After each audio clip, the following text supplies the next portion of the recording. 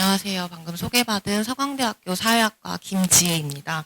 12.3 비상계엄 선포 이후에 선거 공정성 문제가 그리고 선관위에 대한 신뢰 문제가 국가적 위기 속에서 굉장히 더욱 확산이 되고 증폭이 되고 있는 것을 여러분들께서 많이 보셨을 텐데요.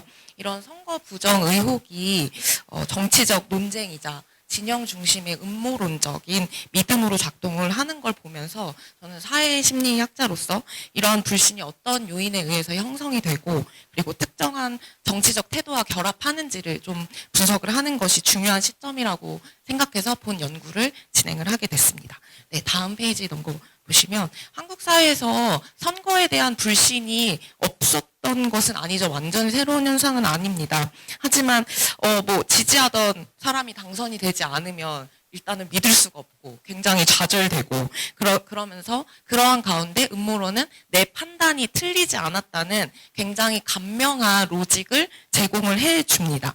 그런데 이번 사태에서는 한 나라 대통령이 극단적으로 좀 편향된 그 주장을 정치적 메시지로 전면에 내세웠다는 측면에서 그 파급력이 더 기존의 사례들과 조금 더 다르다라는 점을 말씀을 드리고 싶고요. 다음 페이지로 넘어가서요.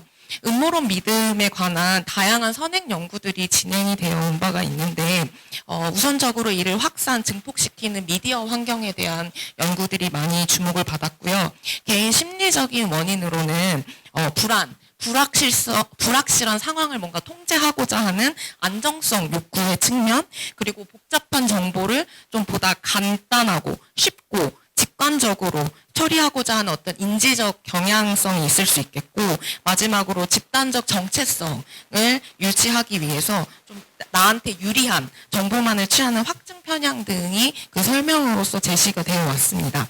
실제로 음모론을 믿게 되면 내 집단 결속을 통해서 안정감을 얻는 등의 심리적 보상을 얻게 되고요. 그래서 개인들이 집단 결속을 통해서 정치 도구화가 되기 쉬운 길로 접어들게 됩니다.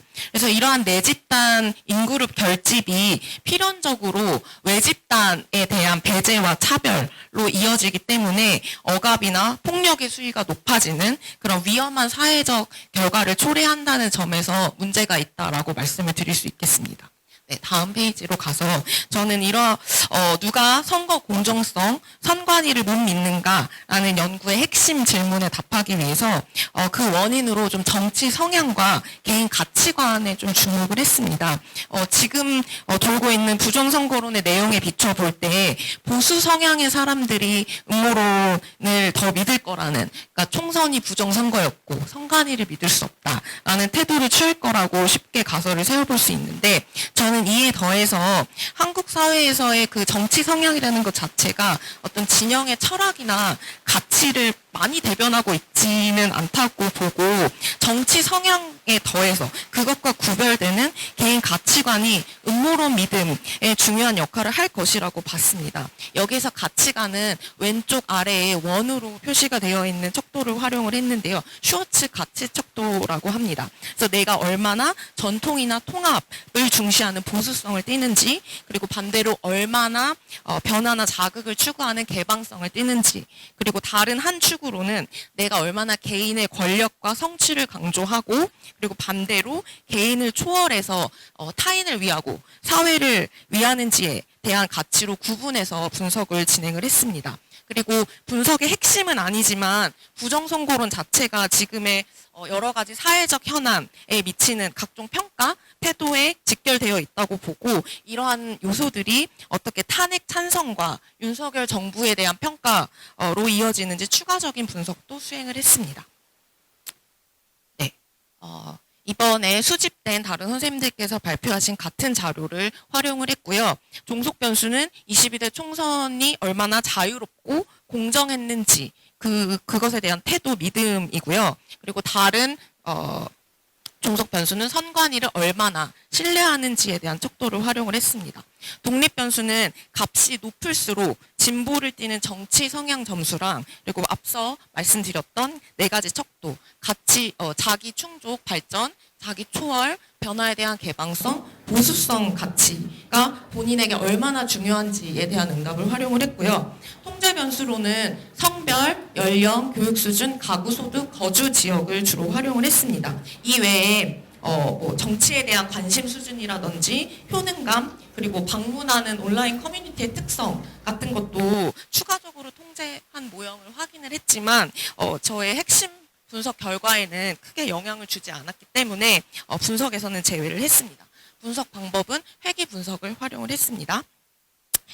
지금 보시는 그래프는 조금 글씨가 흐리게 나왔는데요. 그 점수가 높을수록 진보를 나타낸 그 X축 성향이 이렇게 되어 있고 위의 그래프는 22대 총선의 불공정성 인식에 관한 것, 그리고 아래쪽 그래프는 선관위에 대한 불신 태도를 시각적으로 나타낸 겁니다. 그래서 위쪽 그래프는 Y축이 선거 불공정성 인식을 100분율로 표시한 것이고 색상이 짙을수록 이 선거가 부정했다, 공정하지 않았다라고 인식하는 비율이 높다는 것을 의미를 합니다. 그래서 왼쪽 보수 성향에서 오른쪽으로 진보 성향에 가까울수록 좀 연한 색상의 응답이 자유롭고 공정했다라는 응답이 비율이 높고 보수 성향에 가까울수록 짙은 빨강 응답이 많은 것을 볼 수가 있고요. 비슷하게 아래쪽 그래프에서도 Y축이 선관위 신뢰 수준이고요. 색상이 짙을수록 선관위를 불신한다라는 것을 뜻합니다. 그래서 왼쪽 막대기들, 즉 보수 성향이 높은 그룹에서는 선관위를 불신하는 비율이 높고 진보 성향에서는 상대적으로 신뢰하는 응답 비율이 높았습니다. 네, 다음으로 넘어가서 그렇다면 회귀 개수 그래프를 통해서 주요 독립 변수의 영향력을 시각화한 자료를 살펴보겠습니다. 지금 제시하진 않았지만 성별, 연령, 교육 수준, 소득, 지역 등이 통제된 결과입니다. 그래서 빨간색 세로 점선에서 파란색 바가 멀리 떨어져 있을수록 통계적 유의성을 나타내고요. 바가 오른쪽에 위치하면 선거가 불공정했다라고 믿는 것, 그리고 선관위를 불신한다라고 믿는 것을 의미를 합니다. 예상했던 대로 보수 성향이 강할수록 부정선거를 믿고 선관위를 불신할 가능성이 높았고 그런데 개인의 정치적 성향뿐만이 아니라 어떤 가치를 중시하느냐가 음모론적 믿음을 형성하는 데 중요한 역할을 한다는 점을 확인을 했는데요. 다양한 그 4개 가치들 중에서 권력과 성취를 중시하는 사람들, SE라고 표기된 그 셀프 이낸스먼트 밸류가 부정선거를 믿고 선관위를 불신할 가능성을 높인다라는 관련이 있다라는 점을 확인을 했고 추가적으로 사회나 타인의 가치를 두는 사람들일수록 자기 초월 가치가 높은 거죠. 선관위를 신뢰하는 경향이 높다는 점을 확인을 했습니다. 네, 넘어가 볼게요. 이러한 결과를 토대로 여러 주요 변수들이 탄핵이나 윤석열 정부를 지지하는 태도와 어떻게 연결이 되어 있는지를 추가적으로 살펴보았습니다. Y축 점수가 높을수록 탄핵에 찬성하고요. 윤석열 정부의 국정 운영이 잘못됐다고 평가하는 것을 의미합니다. 전반적으로 우상향하는 그래프라는 것은 X축의 진보 성향이 높아질수록 탄핵에 더 찬성을 하고 그리고 윤석열 정부의 국정 운영이 잘못됐다라고 평가하는 것으로 볼 수가 있습니다. 근데 여기에서 각기 다른 선들은 상호작용 효과를 좀 본 것인데요. 부정선거론 믿음 수준에 따라서 그 경향이 어떻게 달라지는지를 보여줍니다. 그래서 맨 위의 실선은 선거가 공정하고 자유로웠다고 믿는 사람들이고 맨 아래의 점선은 선거가 부정하고 자유롭지 않았다라고 생각하는 소위 말하는 강성 음모론자들이라고 볼 수 있겠습니다. 그래서 정치 성향이 진보에 가까울수록 음모론을 믿는 수준에 따른 차이가 없이 태도나 평가가 이렇게 하나로 수렴하는 것을 확인할 수가 있었고요. 다음 페이지로 넘어가면 보수적 성향을 띨수록 탄핵에 반대하거나 상대적으로 윤석열 정부의 국정 운영이 괜찮다고 평가하는 것으로 확인이 됐습니다. 여기서 흥미로운 점은 부정선거론을 믿는 맨 아래 점선 그룹의 경우에 그러한 태도나 평가가 더 강화되었다는 점입니다. 그래서 정치 성향에 따라서 탄핵에 대한 태도나 정부 지지도가 결정이 되는데 부정선거론을 통해서 여론을 좀 원하는 방향으로 동원하는 것 자체가 가능하다는 점을 경험적으로 확인했다고 볼 수가 있겠습니다. 네, 마지막 페이지입니다. 요약하면 부정선거론을 믿고 선관위를 불신하는 사람들 정치적으로 보수인 사람들, 그리고 권력과 개인 성취에 몰두하는 사람들이다. 근데 흥미로운 것은 전통이나 규범, 안정성, 질서 유지를 강조하는 보수성 가치는 이런 부정선거론 믿음과 관련이 없었다는 점입니다. 그리고 부정선거를 믿을수록 탄핵에 반대하고 윤석열 정부를 지지하는데 그러한 경향이 보수 집단에서 더욱 뚜렷하게 나타났다는 점에서 부정선거론의 보수 결집 효과를 경험적으로 확인했다라고 볼 수가 있겠습니다. 그래서 지금 부정선거론을 믿는 사람들이 내세우는 논리가 이제 질서 유지를 위해서, 사회 질서를 유지하기 위해서라고 하는데, 제 연구 결과에 따르면 내 집단이 위협받는 것에 대한 반동, 그리고 내 가치, 내 집단이 위협받는 것을 뭔가 대항하기 위한 어떤 그런 가치의 측면에서 부정선거론을 더 믿게 되지 않는가라는 함의를 얻었다고 볼 수가 있겠습니다. 네, 발표 마치겠습니다.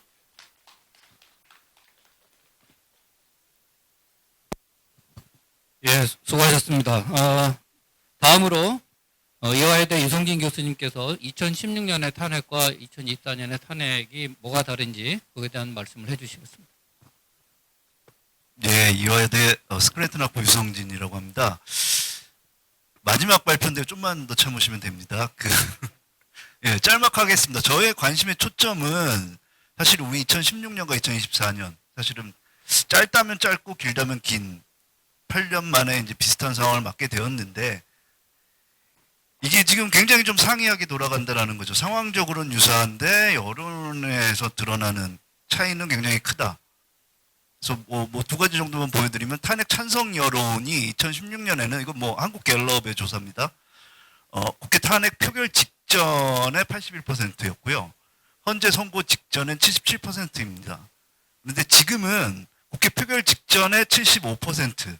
아직 이제 현재 판결은 남아있기 때문에 가장 최근 조사를 보면 59%까지 좀 변화가 드러나고 있다라는 거고요. 정당 지지율은 뭐 많이 보도가 돼서, 물론 우리 강원태 선생님 이제 여론조사 요새 믿기 어렵다라고 얘기를 합니다만, 과거에는 그렇지 않았다라는 거고, 그 차이가 뭐 이렇게 분명히 나타나고 있다라는 건데, 이게 이게 시기적으로 다른 정치 환경의 차이에 근거한 건지, 아니면 민주주의 인식의 변화에 근거한 건지에 따라 가지고 이 평가가 굉장히 달라질 수 있기 때문에 그 두 부분을 살펴보겠다라는 게 이제 저희 목적이고요. 그 데이터는 2016년 상황은 2017년 초에 조사된 자료들입니다. 사실 대선을 앞두고 한국정치학회에서 조사한 유권자 인식 조사가 있고요. 우리 EAI에서 대선 패널 조사 비슷한 시기에 했고요.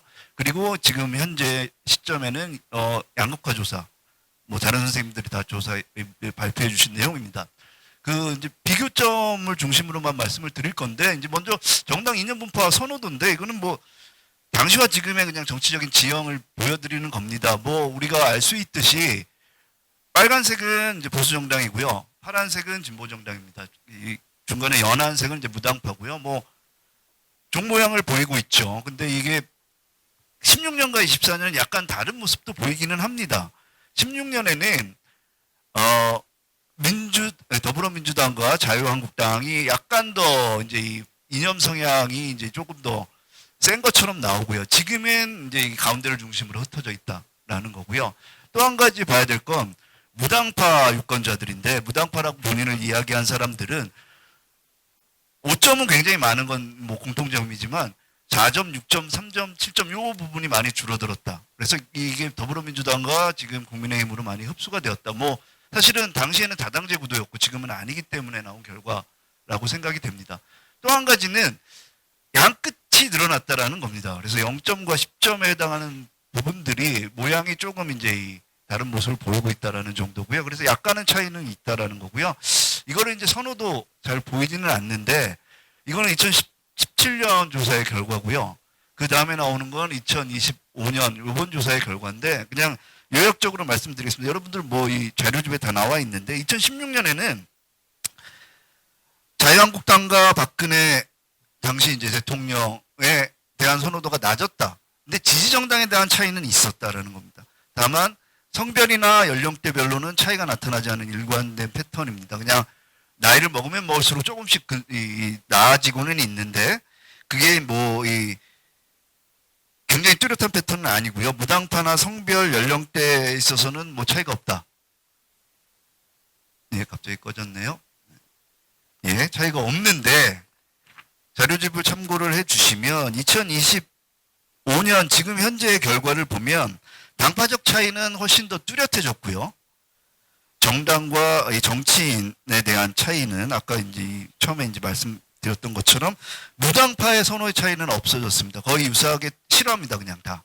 그러고요, 뚜렷한 차이가 나타나는 게 이 연령대에 있어서의 차이가 나타납니다. 과거에는 연령대가 높아지면 높아질수록 보수 정당 혹은 보수 정치인에 대한 선호도가 높아졌는데 지금은 그런 모습이 아니라는 거죠. 그래서 20, 30대 젊은 연령대들이 상대적으로 60대, 70대의 연령대 집단과 정당과 정치인 선호, 보수 정당과 보수 정치인 선호에서 약간 이제 동조화되고 있는 모습을 보이고 있는 건 사실이다라는 거고요. 그거를 이제 남성과 여성으로 나눈 게 이제 그 다음인데, 먼저 이제 2016년의 결과를 보면 차이가 없습니다. 그냥 일관된 패턴입니다. 남성이건 여성이건 연령대에 따른 이제 이 선호도의 이 증가폭만 나타났다면, 2025년 현재 시점에서는 성별에 따른 차이가 드러나고 있다라는 겁니다. 그래서 여성은 별 차이가 없습니다. 2016년과. 근데 남성과 같은 경우는 동조 효과가 나타나고 있다라는 겁니다. 그게 이제 일반적인 이제 정치 지형이고요. 그 다음에 이제 민주주의 인식에 관련된 내용입니다. 저는 이제 선거 공정성, 그리고 민주주의 체제에 대한 인식, 그리고 뭐 민주주의 만족도 이 정도를 살펴봤는데 비슷한 패턴의 분석을 했습니다. 2017년 대선에 보면, 선거 공정성에 관련해서 물론 약간의 설문문항의 차이는 있습니다. 2016년 시점에서는 중앙선거관리위원회 넘어가 주시면, 예. 중앙선거관리위원회의 선거관리 활동에 대한 공정성입니다. 요게 아니고요. 쭉쭉 넘어가 주셔야 되는데. 네, 요거고요. 지금 요번에 이제 조사된 거는 2022년 대선이 얼마나 공정했다고 생각하십니까? 2024년 총선이 얼마나 공정했다고 생각하십니까? 선거 전반의 공정성 인식인데 여기 2017년에 보시면 차이가 없다라는 겁니다. 압도적으로 공정했다라는 의견이 높고요. 뭐 당파적으로 약간의 차이는 있습니다만 그다지 뭐 이 자유한국당을 지지했던 사람들조차도 선거 공정성에 대해서 압도적으로 지지를 했다. 별 차이가 없다라는 거고요. 문제는 이제 최근인데 그 다음 슬라이드를 보시면 여기서 보시면 이제 이 2022년 대선에 관련된 게 위에 도표고요. 아래 도표는 이제 2024년 총선에 관한 겁니다. 보시면 국민의힘의 지지자들이 2022년 대선 승리를 했음에도 불구하고 40% 이상이 공정하지 않았다. 문제가 있었다라고 판단을 했다라는 겁니다. 2024년 총선에서는 그게 50% 이상으로 올라가고요. 뭐 조금 더 안타까운 건 이제 무당파들은 한 30% 정도가 공정하지 않았다라고 느끼고 있다라는 겁니다. 그러니까 2016년에 보이지 않았던 현상이 선거 공정성에 나타나고 있다라는 거고요. 그거를 아까 이제 성별과 연령대로 좀 나누어서 살펴본 게 그 다음 결과인데 왼쪽에 있는 도표는 2016년의 결과고요. 오른쪽에 있는 도표는 지금 현재 2022년 대선과 2024년 총선에 관련된 내용입니다. 왼쪽 건 그냥 보시면 똑같습니다. 그러니까 사실은 여기 조금 이제 남성, 여성으로 나눠서 이게 이제 공정했다라고 생각하는 사람과 그렇지 않았다고 생각하는 사람들을 구분한 건데 그냥 차이가 없이 일관되게 나타나고 있다라는 정도고요. 2022년 대선과 2024년 총선을 보면 2022년 대선 뭐 다수가 공정하다라고 생각을 합니다. 하지만 2022년 대선에서는 20대 여성이 예외적으로 나왔습니다. 다른 집단에 비해서. 그 외의 차이는 두드러지지 않고요. 2024년 총선에 있어서는 20, 30대가 남녀 불문하고 다 공정성이 떨어진다라는 의견이 조금 더 높다라는 거고요. 60대 이상하고 이제 동조되는 모습이다라는 모습이고요. 그 다음에 나온 거는 이제 민주주의 인식에 관한 내용인데요. 앞에 내용과 뭐 중복이 되기는 하는데 여기서도 이제 설문문항의 차이는 있습니다. 2016년에는 민주주의가 다른 어떤 체제에 비해서도 문제가 있지만 다른 어떤 체제에 비해서도 낫다라는 거에 대한 긍정 부정에 대한 평가고요. 오른쪽 거는 이제 세 개의 선택에 대한 이제 이 응답자들의 이제 이 선택 분포를 보는 건데 여기 지금 보여드리는 건 이제 당파적인 차이를 보여드리는 겁니다. 보시면 2016년에는 당파적으로 뭐 차이가 있다고 볼 수도 있고 없다고 볼 수도 있습니다. 근데 이제 긍정 부정으로 나누면 사실은 당파적인 차이가 없다라고 보는 게 맞다라고 보이고요. 2025년의 시점에서 보면 국민의힘을 지지하는 사람들의 30% 정도가 독재가 때로는 낫다라는 거에 동의를 하고 있습니다. 이게 굉장히 좀 다른 측면이라고 보이고요. 이것을 앞서 보여드린 방식과 유사하게 성별과 연령대로 나눠서 봤는데 2016년 시점에서는 뭐 남성, 여성 그리고 연령대가 올라감에 따라서 약간의 차이는 있습니다만 두드러진 차이가 보이지는 않는다. 근데 2025년 시점에서는 20대, 30대 남성들 특히 그들이 이제 독재가 때로는 낫다라는 비중이 높다라는 거고요. 그게 60대, 70대보다도 때로는 더 높을 수도 있다라는 걸 보여줍니다. 그러니까 굉장히 좀 우려스러운 동조화가 나타나기는 한다라는 겁니다. 마지막으로 이제 민주주의 만족도에 대한 내용인데 이게 어디서 왔을까? 사실은 뭐 앞에 이제 발표랑 겹치기는 합니다만 전반적으로 2016년 시점에서도 민주주의에 대한 만족도는 낮습니다. 우리나라 민주주의 전반적으로 봤을 때. 그래서 뭐 만족하지 않는다라는 의견이 다수이면 사실이고요. 근데 그게 성별이나 이 정파적으로는 나옵니다만 성별이나 연령대별로 차이는 나타나지 않는다라는 거고요. 그게 이제 또 공교로운 건 오른쪽의 도표는 이제 그거를 이제 성별과 연령대로 나눈 건데 보시면 굉장히 좀 공교롭습니다. 2016년 시점에서는 20대 여성들이 가장 불만족하던 집단이었어요. 그런데 이제 2025년으로 넘어가면 그 다음에 이제 도표를 보시면 여기 보면 20대 남성들이 가장 낮은 이제 민주주의 만족도를 보이고 있고요. 그들의 불만족도는 사실은 60대 이상보다도 더 떨어지고 있습니다. 그러니까 이게 이런 동조화가 나타나고 있다는 거고요. 여성들은 사실은 고연령층의 불만족도가 여전히 높습니다. 그리고 지지정당에 따라서도 국민의힘의 불만족도가 전체적으로는 낮다라는 말씀을 드리겠습니다. 마지막 슬라이드인데요. 그래서 뭐냐라는 건데 2016년은 당파성에 따른 정당 정치인에 대한 선호의 차이가 거기 당파성에 있는 차이로 국한되었다라는 겁니다. 그래서 양극화가 있긴 있었다. 하지만 지금은 그 차이가 더 확산되었을 뿐만 아니라 이를 넘어서 유권자, 성별, 연령대별로 나누어진 선거 공정성이나 민주주의 인식 등의 변화로 이어지고 있다. 그러니까 우리나라 민주주의가 질적으로 굉장히 쇠퇴하고 있다는 걸 보여주는 겁니다. 그래서 이 조금 우려할 만한 상황이다라는 거고요. 특히 이제 젊은 남성들의 불만족, 민주주의에 관한 부정적인 인식이 이제 확인되고 있다라는 겁니다. 그리고 거기 이제 페이퍼에서 보여드리지는 않았는데 그나마 좀 좋은 사인은 계엄과 탄핵에 대한 차이는 나타나지 않습니다. 성별에 따른 차이는 연령대로 나누어 봐도 거의 유사합니다.